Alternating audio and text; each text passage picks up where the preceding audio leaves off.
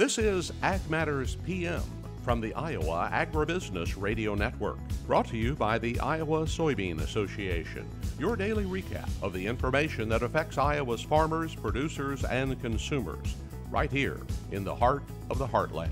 With reports from our award-winning broadcast team of Dustin Hoffman, Riley Smith, and Mark Magnuson.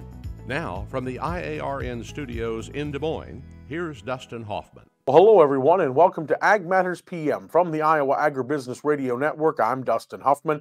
Today is Friday, May the 3rd, 2024. So glad you could join us, and also very glad to be back in the Des Moines studios today after a few days in our nation's capital. Very eventful days, and look forward to bringing you information from the Washington Watch event from the National Association of Farm Broadcasting throughout the coming days. Coming up a little later in our program, we did hear from U.S. Ag Secretary Tom Vilsack about the latest in the H5N1 flu, or as you may know it, HPAI, or even bird flu. But first, let's go ahead and take a look at the markets. It's time now for the Ag Matters PM Closing Market Summary, your source for market analysis and settlement prices from the day's trade in Chicago, courtesy of the folks at agmarket.net. Well, we're at the end of another trading week, and on this Friday, we're talking with Curt Kimmel of agmarket.net. And Curt, it's been an interesting week out there. How did the grains end up for the end of the week? Boy, at least Friday for a change. We did all these lower Fridays forever with a higher close. Pretty good day. But yeah, first of the week, we had the heavy deliveries on some of the products there. And there's that old saying, buy big deliveries. And we had Wednesday's price reversal upside, and we had giddy up from there. But saw some continued or new weather concerns, particularly the Argentina, Brazilians. Man, they've got areas too dry. They got areas too wet, but they're anywhere from 1 to 30 inches of rain. They're going to be rained out for a while. They're trying to get that last 10, 15% of those beans out. Earlier, the estimates as high as about 8 million metric tons still in the field. Estimates are now anywhere from this 2 to 6 million metric tons, but it's going to be a while. There's probably going to be some quality damage. So they're assessing that. Had to put some risk premium there. Plus, too, the Argentine crop's been downgraded again. Continues to ratchet a little lower. They've been faced with adverse weather, too. Still a big crop, but quality concerns a little smaller. We'll get an update a week from today. We'll have a monthly supply demand update, and we'll have some new estimates in. But, man, the USDA numbers are still awful high compared to the private sector and the Brazilian sector there. Also, too, a little adverse weather here in the Midwest. We made ample leaps and bounds in planting progress here. We've come to slow down this week. There's still some guys going home Friday in the eastern belt, and there's hit and miss spots. Definitely the drier ground's going to get planted. It might take a little while for the wetter ground. I know everybody's saying the same thing. We still got a little time, but man, when we see a couple systems keep coming at us every few days, these systems, I guess, are supposed to continue until about May 10th. We might not get really going clear across the area until about May 14th, middle of the month in here. So weather market, we're putting a little weather premium in there. That was coupled with, we did see a new sale of 122,000 tons of beans to unknown destination. It has been enough to generate some buying interest, commodity fund buying, but plus too, open interest has been going up on this rally. So we're actually seeing some new money come in, or new players, long positions. Coming into today, midday, the funds bought 6,700 contracts of wheat, 2,500 contracts of corn, 4,300 contracts of beans, 4,500 meal, and they were mixing the soybean oil complex. But with this market the way it is, Goldman Sachs actually came out and said 21%. They're looking for returns of 21% on their commodity fund index over the next 12 months. So they've not really been big buyers in the grain sector, so we're ready for them. On the weekly price chart, July corn, D's corn up 9 to 10 cents. Soybeans anywhere from 26 to 37 cents higher.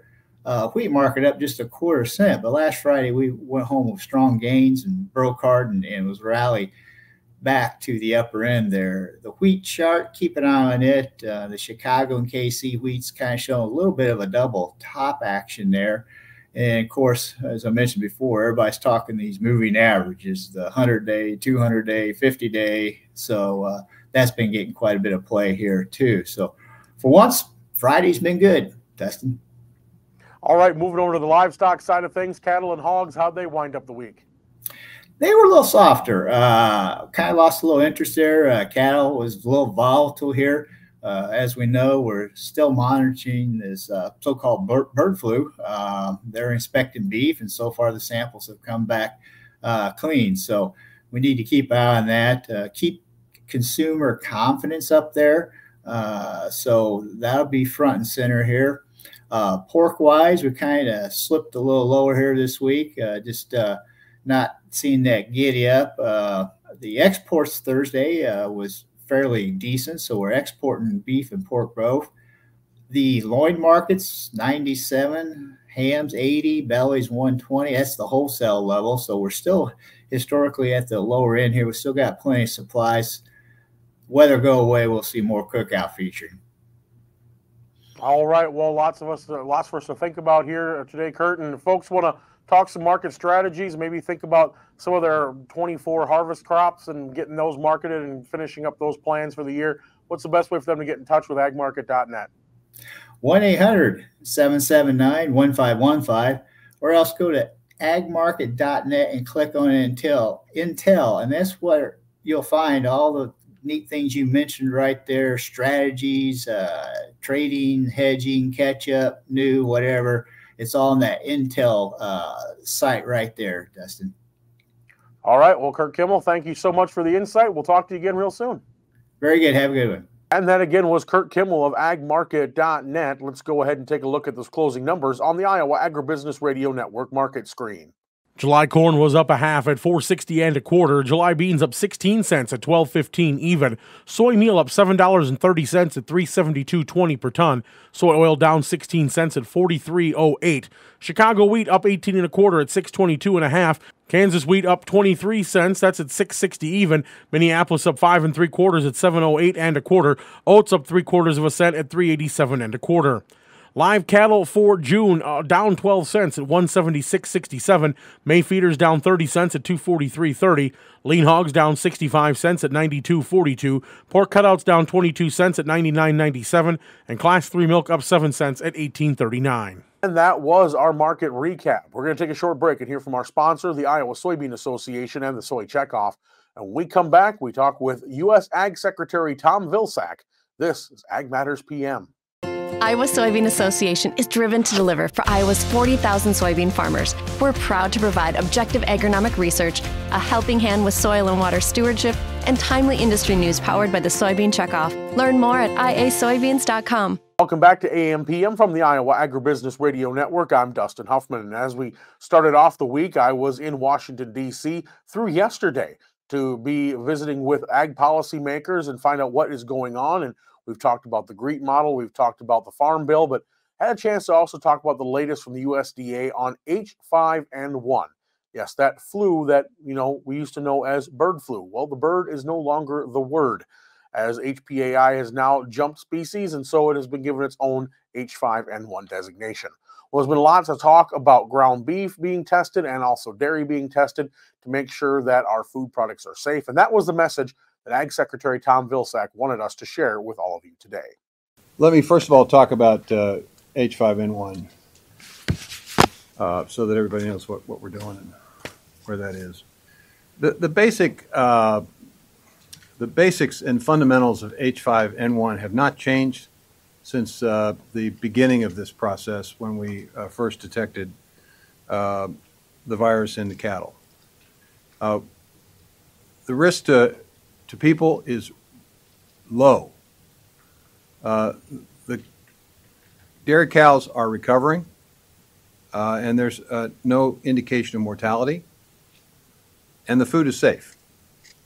So really, at the end of the day, that's really what you need to know, and that's what people need to know.